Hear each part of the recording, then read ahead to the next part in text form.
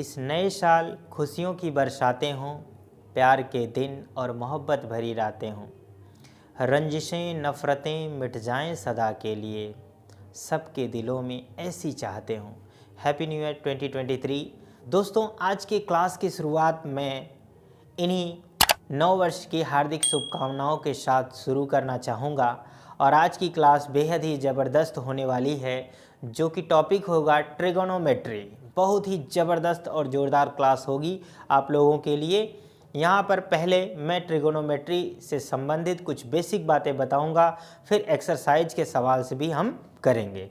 बहुत ही important topic ये चलेगा आप लोगों के लिए। क्यों? क्योंकि ये बेसिक चीज़ें अगर आप लोगों ने सीख ली तो आप लोगों को बोर्ड्स पेपर में जो भी क्वेश्चंस आएंगे, सिंपल क्वेश्चंस आएंगे, तो उन्हें आप अच्छे से हल कर पाएंगे। तो वीडियो को अंत तक ज़रूर देखना, और अगर वीडियो पसंद आएगा तो लाइक भी करके शेयर कर देना, और चैनल पर नए होंगे तो चैनल को सब्सक्राइब भी कर देना।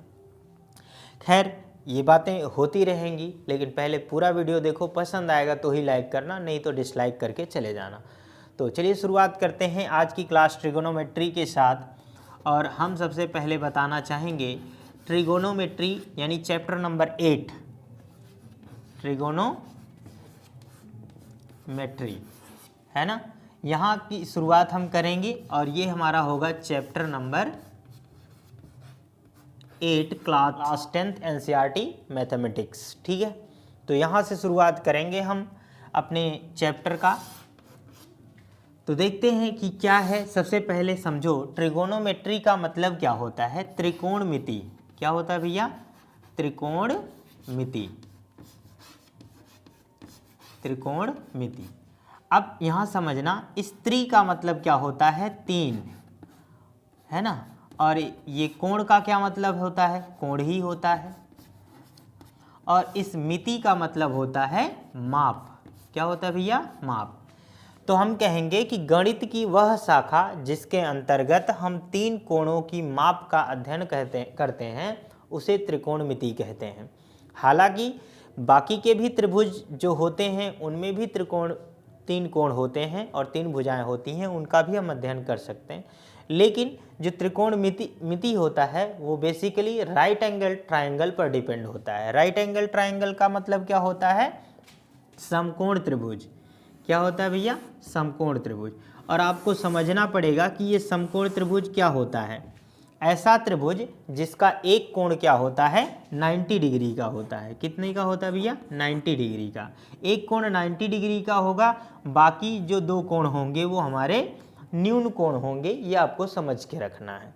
न्यून कोण क्यों होंगे? क्योंकि त्रिभुज के तीनों अंतः कोणों का योगफल कितना होता है? 90 डिग्री होता है। अगर ये अकेले 90 हो गया तो ये दोनों मिलकर 90 होंगे। तो इसका मतलब दो लोग जब मिलकर 90 होने वाले हैं, तो अगर किसी एक की बात करोगे तो 90 से कम रहेगा, अर्थात ये न्यून कोण रहेंगे। अब हम इनका नामकरण करेंगे। इसे हम लिख दें ए, और यहाँ पर लिख दें बी, और इसे लिख दें सी। मैं आप लोगों को बताऊं दोस्तों, जो 90 डिग्री के सामने का भुजा होता है इसका हम नाम रखते हैं कर्ण। क्या नाम रखते हैं भैया? कर्ण। इंग्लिश में इसे हम हाइपो कहते हैं। क्या कहते हैं बाबू? हाइपो कहते हैं। ठीक है। और एक ये भुजा जो होती है इसको हम कहते हैं आधार। कहते हैं आधार। इंग्लिश में बोले तो बेस कहते हैं। ठीक है भैया।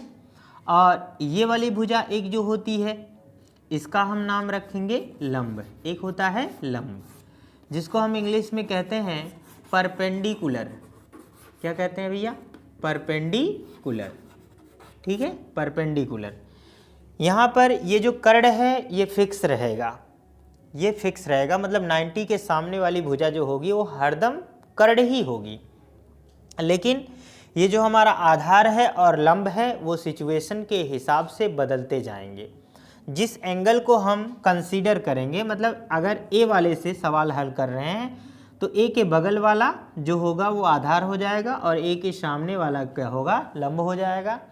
अगर हम बात करेंगे सी वाले एंगल की तो सी के बगल वाला बेस हो जाएगा, मतलब ये बेस हो जाएगा, और सी के सामने वाली ये भुजा क्या हो जाएगी? लंब हो जाएगी। इतनी बातें आपको समझ में आनी चाहिए। अब ये तीन भुजाएं हैं तो 3 कॉम्बिनेशन बनेंगे। अगर इन तीनों का हम क्या करें, बारी बारी से अनुपात लें तो इसके 3 अनुपात बनते हैं, जिनको हम अंग्रेजी में त्रिकोणमिति अनुपात कहते हैं।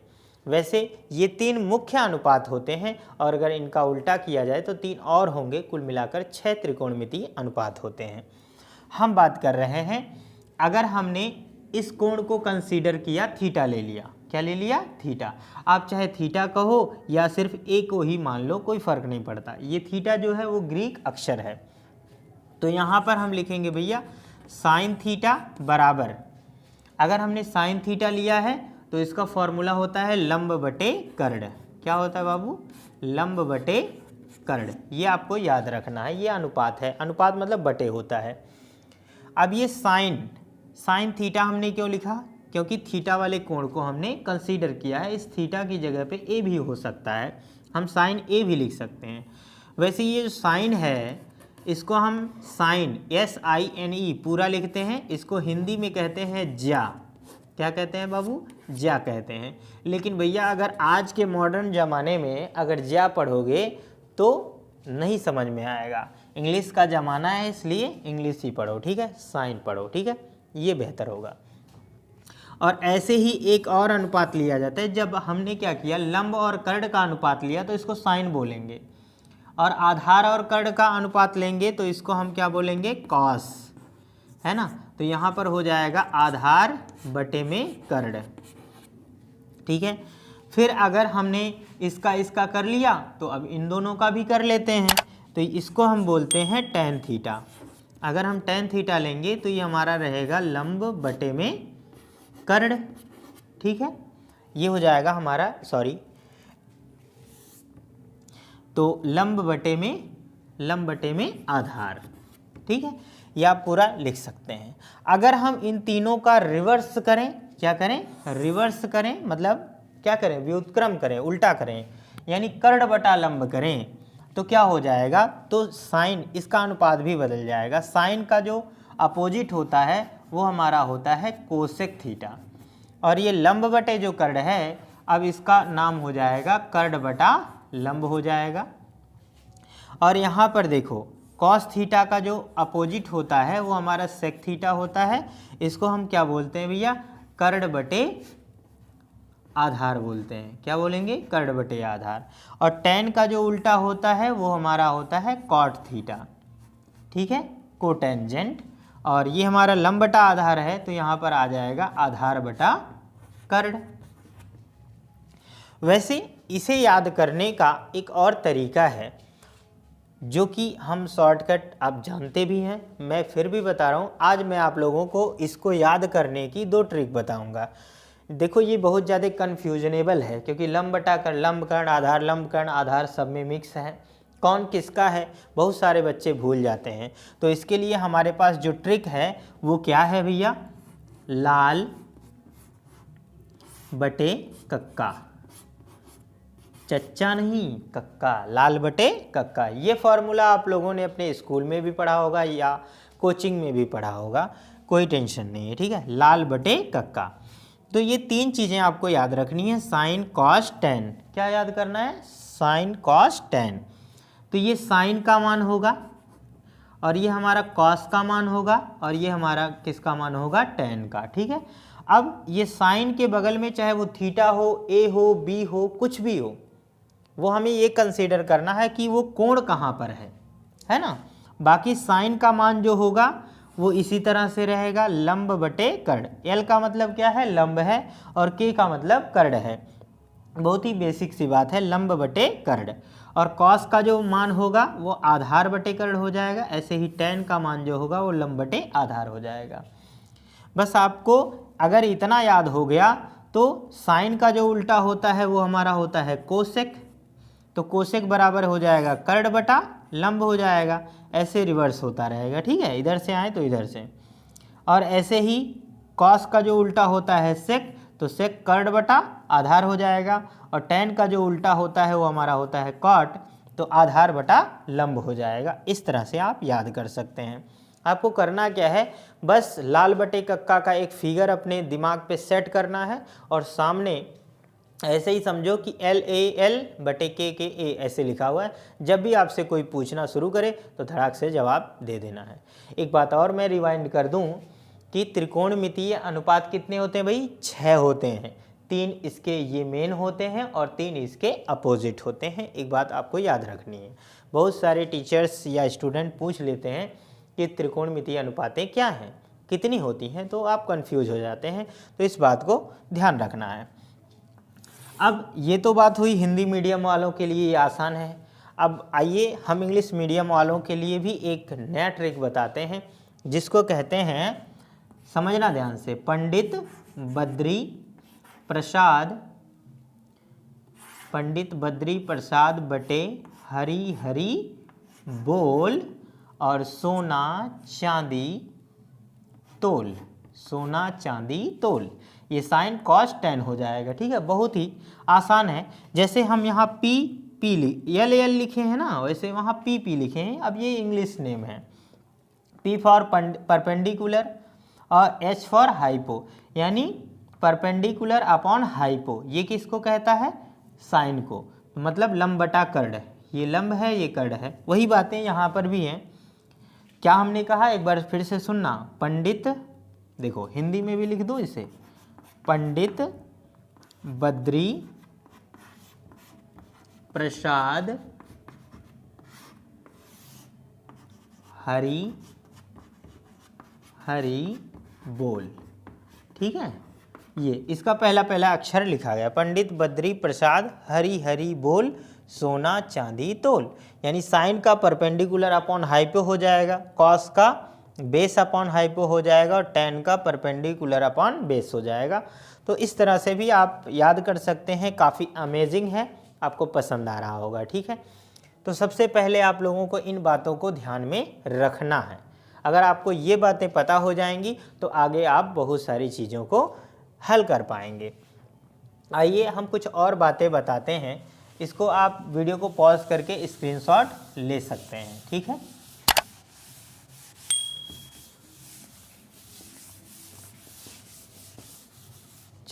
अब बात करेंगे हम, यहाँ पर जो लिखा हुआ है ये राइट एंगल ट्राइंगल, इस पर एक प्रमेय है जिसको हम कहते हैं पाइथागोरस प्रमेय। क्या कहते हैं बाबू? पाइथागोरस प्रमेय। अब पाइथागोरस जो प्रमेय है वो क्या होता है आपको पता होगा। हिंदी में बात करें ऐसे, कर्ण का स्क्वायर बराबर होता है लंब का स्क्वायर प्लस क्या होता है? आधार का स्क्वायर। यानी कर्ण पर बना वर्ग शेष दो भुजाओं पर बने वर्गों के योग के बराबर होता है। अब ये बातें पाइथागोरस ने कैसे सिद्ध की थी उसको आपको समझना है। ठीक है, कैसे समझना है? यहाँ पर मैं एक छोटा सा राइट एंगल ट्राइंगल ड्रॉ कर रहा हूँ। इसको कैसे सिद्ध किया गया था? ये जो भुजा है AC है ना, ABC है, यहाँ पर AC पर एक वर्ग बनाया गया। वर्ग जानते हैं सभी भुजाएं बराबर होती हैं, और उसके बाद इन दो भुजाओं पर भी वर्ग बनाया गया इस तरह से। अब इसका क्षेत्रफल और इसका क्षेत्रफल अगर जोड़ा जाए, मतलब वर्ग कर दिया जाए, तो क्षेत्रफल ही तो निकलेगा। इन दोनों का क्षेत्रफल इसके क्षेत्रफल के बराबर ही रहता है। इस बात को प्रोजेक्ट में भी सिद्ध किया जाता है। कैसे सिद्ध किया जाता है? कागज के टुकड़ों को काटा जाता है इस भुजा के बराबर, मतलब वर्ग काटा जाता है, और ये इस भुजा के वर्ग के बराबर कागज का टुकड़ा काट के, इन्हीं चीज़ों को हम इसमें अगर सेट कर दें और पूरे एरिया को अगर वो ढक लेता है, तो हम समझते हैं कि पाइथागोरस का जो प्रमेय है वो बिल्कुल सत्य है, बिल्कुल सत्य है। यही हमें करना होता है। ठीक है, अब देखो यहाँ पर समझना क्या है हमें। ये कर्ण का स्क्वायर बराबर लंब स्क्वायर प्लस आधार स्क्वायर, यानी कर्ण पर बना वर्ग शेष दो भुजाओं पर बने वर्गों के योग के बराबर ही होना चाहिए। अगर ऐसा नहीं है तो ये ट्राइंगल भी जो राइट एंगल ट्राइंगल नहीं होगा।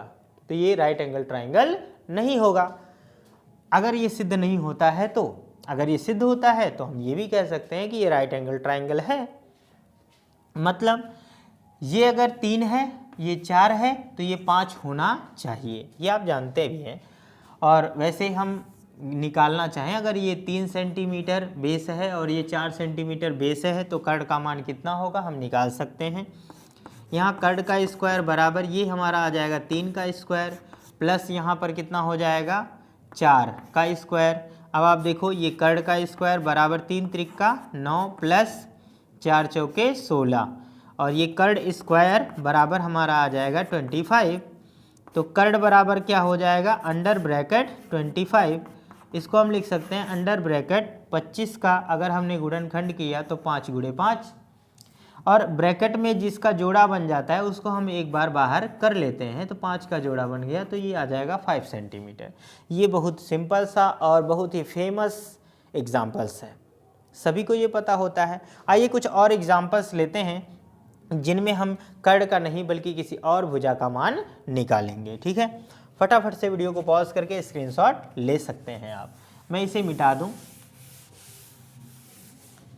और सबसे पहली और ख़ास बात आप लोगों को ये जानना है कि इसमें एक बेसिक बात ये है कि अगर हमें 3 पद दिए हैं लंब कर्ड आधार, इनमें अगर हमें 2 भुजाओं का मान पता है तो हम तीसरी भुजा का मान पता करने के लिए ही पाइथागोरस प्रमेय का इस्तेमाल करते रहते हैं। ठीक है, ये बातें आपको याद रखनी है। चलिए अब हम बात करते हैं, अगर ये हमें 10 सेंटीमीटर दिया है और ये हमको मान लीजिए 8 सेंटीमीटर दिया है तो हमें आधार का मान निकालना है। कैसे निकालेंगे? आपको कोई भी नया फार्मूला याद करने की ज़रूरत नहीं है, आप इसी फार्मूले में इन चीज़ों को फीड कर दीजिए, आंसर आपका निकल जाएगा। चलिए बात करते हैं कर्ड की। तो यहाँ पर 10 दिया है तो 10 का वर्ग कर देंगे बराबर ये है लंब और लंब का वैल्यू हमें 8 दिया है तो हम यहाँ पर कर लेते हैं प्लस क्या हो जाएगा a स्क्वायर हो जाएगा। क्लियर है बात? 10 का वर्ग करोगे तो 10 दहाइयम 100, ये हमारा 8 हटाएँ कितना हो जाएगा 64 और ये प्लस हमारा हो जाएगा a का स्क्वायर। क्लियर है? अब 64 को इधर भेज दोगे तो 100 माइनस 64 बराबर a स्क्वायर आ जाएगा। इसमें से इतना घटा दोगे तो आ जाएगा 36 बराबर a स्क्वायर। ठीक है, आगे समझो। अब मैं a स्क्वायर इधर कर रहा हूँ, मतलब a इधर कर रहा हूँ, तो अंडर ब्रैकेट हमारा आ जाएगा 36। अब 36 के हम क्या करेंगे फैक्टर्स करेंगे। पहले 2 से काटोगे तो कितना आ जाएगा 18 आ जाएगा। 18 को 2 से काटोगे तो कितना आ जाएगा 9 आ जाएगा। अब 9 को 3 से हम काटेंगे ना, 3 त्रिका 9, तो यहाँ चेक कर लो 2 दूना 4 और ये 4 तियाँ 12 तियाँ 36। अब मुझे बता दो 2 का जोड़ा बनेगा 3 का जोड़ा बनेगा, तो ये 2 और 3 बाहर हो जाएगा एक एक बार, तो हमारा आंसर निकल कर आ जाएगा 6 सेंटीमीटर। तो ये हमारा 6 सेंटीमीटर के बराबर हो जाएगा। तो इस तरह से बातें हम कंफर्म कर सकते हैं। अब अगर हमें भुजाएं पता चल जाएं, जब हमें तीनों भुजाएं पता चलेंगी तब हम क्या करेंगे, किसी भी त्रिकोणमितीय अनुपात का मान निकाल सकते हैं। किसी भी त्रिकोणमितीय अनुपात का मान निकाल सकते हैं दोस्तों। चलिए अब ये आपको पता चल गया है, एक बार आप इसको वीडियो को पॉज करके स्क्रीनशॉट ले लो, इतना लिखना पड़ेगा, उसके बाद ही हम आगे की बातें करेंगे। अब हम सभी त्रिकोणमितीय अनुपातों का मान अगर निकालना चाहें तो कैसे लिखेंगे? जैसे हमें पता है साइन थीटा, साइन थीटा बराबर लंब बटा क्या होता है कर्ड होता है। कॉस थीटा बराबर क्या होता है भैया आधार बटा कर्ड होता है। टेन थीटा बराबर क्या होता है ना लंब बटा आधार होता है। इसी तरह से बात करें कॉट थीटा की तो हमारा आधार बटा कर्ड आधार बटा लंब होता है। सेक थीटा की बात करें तो सेक थीटा बराबर हमारा हो जाता है, आप चाहे वहाँ पर भी लिख सकते थे, सेक थीटा बराबर होता है कर्ड बटा आधार। और बात करें लास्ट में कोसेक थीटा की, बराबर ये होता है कर्ड बटा लंब। अब देखो आपको सारी भुजाओं के मान पता है तो फटाफट से यहाँ पर क्या कर देंगे फीड कर देंगे जब सभी भुजाओं के मान पता होंगे। अब पहले ये समझना है कि थीटा लिखा कहाँ गया है। देखो आप चाहते तो ये थीटा की जगह पे सिर्फ ए भी लिख सकते हैं, क्योंकि ए और थीटा एक ही जगह को रिप्रेजेंट कर रहे हैं। तो आप चाहें तो यहाँ पर ए लिख दें। ए लिखने का क्या मेरा पर्पज है ये आपको समझना है, अभी मैं बता रहा हूँ। ठीक है, ए ए ए सब जगह मैंने लिख दिया। क्लियर है दोस्त? चलो ए को हमने कंसीडर किया, अब मैं इसे मिटा रहा हूँ। ए को जब लेंगे तो आप देखिए ये कर्ड है, ये तो फिक्स रहेगा, ये इसके सामने है लंब है, ये बेस रहेगा। तो बताओ साइन ए बराबर लंब बटा कर्ड, लंब का मान कितना है 8 है और ये 10 है, तो हम यहाँ पर लिख देंगे 8 बटे में 10। अब इसे काटना चाहे तो आप काट सकते हैं, 2 चौके 8, 2 पंजे 10, तो ये हमारा आ जाएगा 4/5। ऐसे ही आधार बटा कर्ण होगा, आधार हमारा 6 है, कर्ण 10 है, हमने काट दिया तो ये 3/5 आ जाएगा। क्लियर है। यहाँ लंब बटे क्या है, लंब बटे आधार है। लंब हमारा है 8 और आधार कितना है भाई 6 है, काट दो, ये 4 आ जाएगा, ये 3 आ जाएगा, तो ये हमारा आ जाएगा 4/3। अब हमें इसमें कुछ भी नहीं करना है। ये देखो कॉट ए किसका उल्टा होता है, tan का। अगर हमें ये तीनों मान पता हैं तो इनके मान जो होंगे आसानी से निकाल सकते हैं। कॉट tan का उल्टा होता है, tan की वैल्यू 4/3 है तो इसका हो जाएगा 3/4। सेक जो होता है वो कॉस की वैल्यू होती है, 3/5 को हम लिख सकते हैं 5/3। और कोसेक जो होता है वो साइन का उल्टा होता है, 4/5 है तो यहाँ पर लिख सकते हैं 5/4। तो इस तरह से हम वैल्यू निकाल सकते हैं। अब बात फंसती है कि अगर इसके मान हम c से निकालना चाहें, अगर मैं आप लोगों से पूछूं कि भैया मुझे बता दो कि साइन c की वैल्यू क्या होगी, किसकी वैल्यू, साइन c की वैल्यू क्या होगी। अब साइन c की वैल्यू हम निकालना जब चाहेंगे तो कैसे करेंगे। साइन c के लिए साइन c बराबर क्या हो जाएगा, c के लिए ये बेस हो जाएगा, अब ये बेस हो जाएगा यानी आधार हो जाएगा, और ये हमारा क्या हो जाएगा परपेंडिकुलर मतलब लंब हो जाएगा। अब इसको हम लंब मानेंगे तो साइन c बराबर होता है, हमें फार्मूला तो वही रखना है लंब बटा कर्ण, लेकिन c के लिए लंब ये हो जाएगा यानी 6 हो जाएगा, और कर्ण तो फिक्स है 10 ही रहेगा, तो अब आंसर आ जाएगा 3/5। ऐसे ही बात करें हम कॉस c की तो आधार बटे क्या होता है, कर्ण होता है, तो आधार आपका ये माना जाएगा 8 है ना, आधार बटे में कर्ण, तो ये हमारा आ जाएगा 8/10। इसको काट दिया तो 4/5 आ जाएगा। ऐसे ही बात करें दोस्तों tan c की, tan c बराबर क्या होता है, tan c बराबर होता है लंब बटे आधार। अब लंब इसके लिए ये होगा, आधार ये होगा, तो अब की बार 6/8 होगा, इसको हमने काट दिया तो 3/4 आ जाएगा। अगर ये तीनों वैल्यू आपको पता चल गई तो इनके अपोजिट जो होते हैं क्या क्या होते हैं, साइन का कोसेक और कॉस का सेक, tan का कॉट होता है, तो वो बातें भी हम निकाल सकते थे। ये थी आप लोगों के चैप्टर 8 के एक्सरसाइज 8.1 के इंट्रोडक्शन की बातें। अब इसके बाद हम क्वेश्चंस को जब सॉल्व करेंगे तो हमारे लिए बहुत ही आसान होगा, बहुत ही स्मूथली हम सॉल्व करना सीख जाएंगे। ठीक है, तो चलिए पहले क्वेश्चन की तरफ बढ़ते हैं और उसे सॉल्व करते हैं, देखते हैं कि क्या होता है। ठीक है, अब मैं इन बातों को मिटा भी सकता हूं, आप समझ चुके होंगे।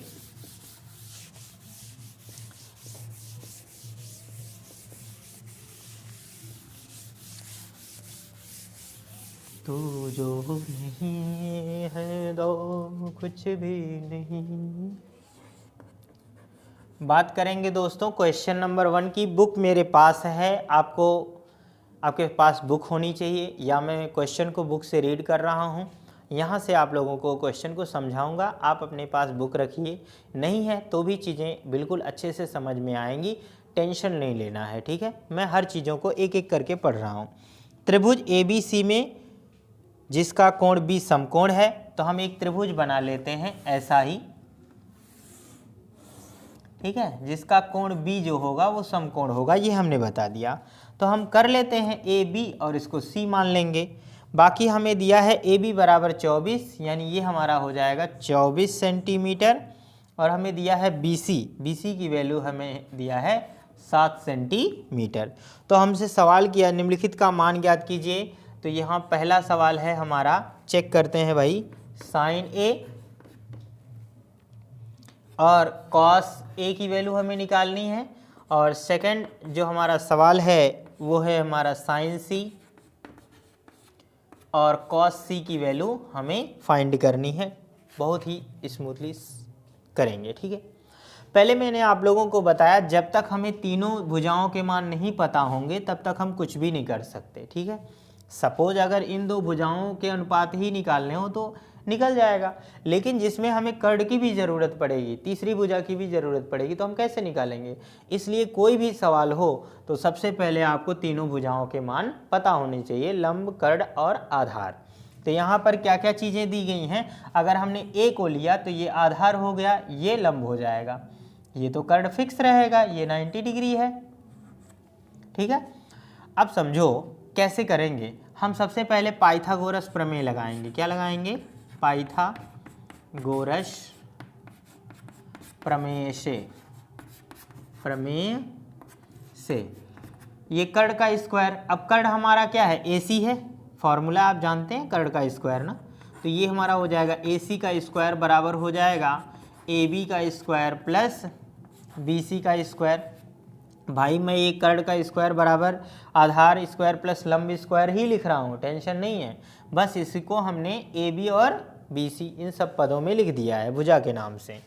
तो अब आप देखो AB की वैल्यू हमें कितनी दी है? 24 और प्लस ये हमारा 7 स्क्वायर कर दिया मैंने, और ये 24 का अगर हम वर्ग करेंगे तो कितना आ जाता है?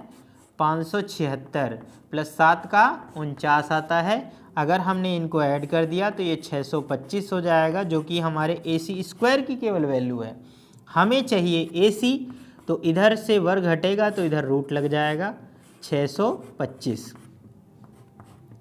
अब समझो यहाँ पर 625 है, इसका हम गुणनखंड जब करेंगे, वैसे मैं डायरेक्टली अगर बात करूँ तो 625 का जो वर्गमूल होता है वो 25 आता है। इतनी सिंपल सी बात है, सभी लोगों को पता चल जाएगी। ठीक है, अब हमें तीनों भुजाओं के मान पता हो चुके हैं। अब हम सभी वैल्यू को फाइंड कर सकते हैं। चलिए हम बात करते हैं साइन और कॉस ए की। ठीक है, कैसे करोगे? सबसे पहले यहाँ पर ही याद कर लेते हैं साइन ए, और यहाँ पर बात कर लेंगे कॉस ए की। फार्मूला सेम है, मतलब लंब बटे कर्ण यहाँ पर करना है, यहाँ आधार बटे कर्ण करना है। फ़र्क सिर्फ इतना है कि यहाँ पर कोण हमें ए लेना है। ए जब लोगे तो ये लंब रहेगा, ये आधार रहेगा, मतलब ये लंब है। तो यहाँ पर लंब बटे कर्ण है, तो लंब हमारा है 7, तो हमने 7 लिख दिया, और कर्ण है हमारा 25, तो ये हमारा 25 हो जाएगा। क्लियर है? फिर हम क्या करेंगे? Cos A. कॉस ए बराबर क्या होता है? आधार बटा कर्ण। आपको अगर भूल जाए तो ये लाल बटे कक्का आप हमेशा लिख लिया करो, कोई टेंशन नहीं, कोई बोलेगा नहीं आपको। ठीक है, बोले। अब ये देखो आधार बटा कर्ण है, तो आधार बटा कर्ण, आधार हमारा 24 है और कर्ण 25 है, ये हमारा आ जाएगा 24 बट्टे में 25। ये हमने कर लिया। अब इसके बाद हम बात करने वाले हैं साइन सी और कॉस सी की। फॉर्मूला सेम रहेगा, इसमें कोई डाउट नहीं होनी चाहिए किसी बच्चे को। अब आप सुनो यहाँ पर, लेकिन लंब और आधार चेंज हो जाएंगे, क्योंकि जब हम सी वाले को कंसीडर करेंगे तो ये हमारा बेस हो जाएगा, ये हमारा आधार हो जाएगा, और ये हमारा क्या हो जाएगा? परपेंडिकुलर यानी लंब हो जाएगा। ठीक है, सामने वाली भुजा लंब होती है। तो साइन थीटा बराबर लंब बटा कर्ण है। लंब हमारा 24 है और कर्ण है 25, तो यहाँ 25 लिख देंगे। और कॉस सी बराबर आधार बटा कर्ण। अब सी के लिए आधार ये है, तो यहाँ हो जाएगा 7 बटे में 25। इस तरह से हम इस सवाल को हल कर सकते हैं दोस्तों, बहुत ही आसान है। फिर भी अगर कोई डाउट रह जाता है तो प्लीज़ कमेंट सेक्शन में ज़रूर लिखिएगा। ठीक है, आइए अगले प्रश्न की तरफ बढ़ते हैं और आराम आराम से चीज़ों को सॉल्व करते हैं। ठीक है,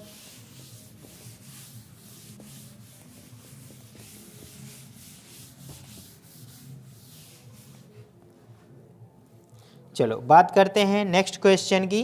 कह रहा है क्वेश्चन नंबर 2, आकृति 8.13 में, और आकृति हमको यहाँ पर बनाकर दी गई है, ये मैं बना दे रहा हूँ। ये हमारा P है, Q है, ये R है, और यहाँ पर ये 90 डिग्री वाला रहेगा। ये 12 सेंटीमीटर है, ये 13 सेंटीमीटर है, तो ऑब्वियसली इसकी वैल्यू हमें नहीं दी गई है। ठीक है, तो अब हम बात करेंगे यहाँ पर tan P, हमें निकालना है tan P minus cot R। cot R की वैल्यू हमें निकालनी है। मतलब हमको P वाला कोण भी लेना है और R वाला भी कोण लेना है। एक बार इस कोण को लेंगे तो ये लंब होगा, ये आधार हो जाएगा, इस कोण को लेंगे तो ये लंब हो जाएगा, ये आधार हो जाएगा।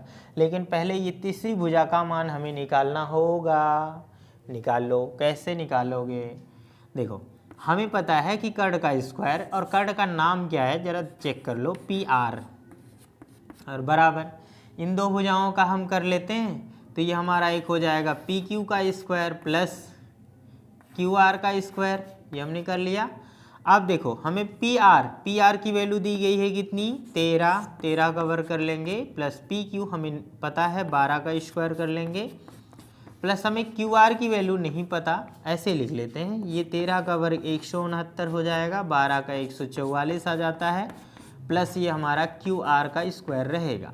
इसको हम इधर भेज देते हैं तो 169। जिन बच्चों को पक्षांतर नहीं करने आता वो सन्यासी का फॉर्म भर लें, भग जाए यहाँ से, है ना। पक्षांतर करोगे यार तो प्लस का माइनस नहीं हो जाएगा, माइनस तो प्लस हो जाता है, सिंपल। इसको घटा दो, कितना आ जाएगा 25। ये हमारा आ जाएगा QR का स्क्वायर। बात हमें QR स्क्वायर की नहीं करनी, QR करनी है, तो हम इसको ऐसे भी तो लिख सकते हैं, QR बराबर, इधर स्क्वायर हटाओगे तो रूट इधर लग जाएगा, तो हम इसको ऐसे इधर लिख लेते हैं 25 का वर्गमूल होता है 5 सेंटीमीटर, ठीक है। तो ये हमने अभी से पहले भी बताया था। अब हमें तीनों भुजाओं का मान पता चल चुका है, तो कैसे करोगे? अब मुझे बता दो ये सवाल कैसे हल हो जाएगा। tan P minus cot R, यही हमें लगाना है। तो मुझे बताओ tan P, tan बराबर होता है लंब बटे आधार, लंब बटे आधार, लाल बटा कक्का आपने लिखा, ऐसे लिख लो ना यार, लाल बटे कक्का। ये tan का वैल्यू है तो लंब बटे आधार ही होता है। जब P को लेंगे तो ये लंब हो जाएगा, ये आधार हो जाएगा, तो हमने यहाँ पर क्या कर लिया, 5 बटे में आधार हमारा कितना हो जाएगा भैया, 12 हो जाएगा, माइनस। अब हमने क्या कर लिया है, कॉट लिया है, कॉट R, ये R ले लेंगे, तब R के लिए ये लंब हो जाएगा, ये आधार हो जाएगा, ठीक है। देखो ये लंब है, ये आधार है, लेकिन कॉट की जो वैल्यू होती है वो आधार बटा लंब होती है, तो आधार हमारा 5 है और लंब कितना है 12, तो यहाँ आ जाएगा 5 बटे में फिर से 12। अब आप बताओ 5 बटा 12 में से 5 बटा 12 घट जाएगा तो कितना आ जाएगा, 0। ये हमारा आंसर होगा। ए लो, खोदा पहाड़ निकली चूहिया। करना क्या है यार, अब इतना सारा मेहनत करने के बाद आंसर क्या मिल रहा है, 0, ऐसे ही। तो भैया 0 हो गया है।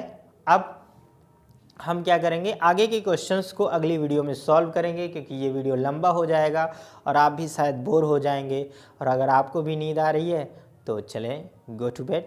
तो दोस्तों आज की क्लास हम यहीं पर समाप्त करते हैं, बाकी के क्वेश्चंस को आगे सॉल्व करेंगे, क्योंकि ये वीडियो बहुत लंबा होता जा रहा है और मैं चाहूँगा कि आप भी बोर ना हो, और नए वीडियो में नई ताजगी के साथ, नए जोश के साथ हम फिर से हाजिर होंगे आप लोगों के सामने, और इसी स्ट्रेटजी के साथ। चीज़ें अगर पसंद आ रही हों तो प्लीज़ वीडियो को लाइक शेयर ज़रूर किया करें, और अगर हमारे चैनल पर नए हैं तो चैनल को भी सब्सक्राइब ज़रूर करते रहें। तो मिलते हैं नेक्स्ट वीडियो में, तब तक के लिए शुभ रात्रि, जय हिंद।